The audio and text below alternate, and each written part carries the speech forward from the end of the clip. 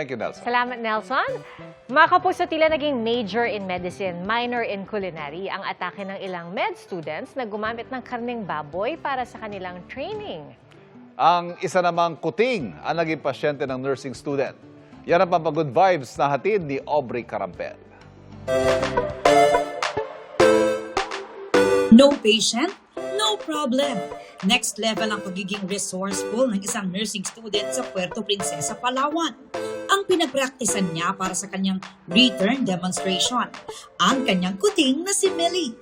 Ang pasyente niya, literal na patient, as in, pasensyoso. Kahit ano pang posisyon at galaw sa kanya, hindi pumalag ang kuting. Mahimbing pa nga ang tulog. Kwento ni EJ, chill lang talaga si Millie, lalo na kapag malamig.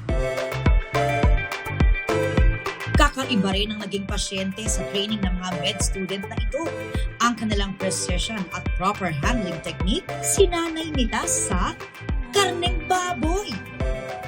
Di ba may kasabihan nga na pag may tiyaga, may adobo?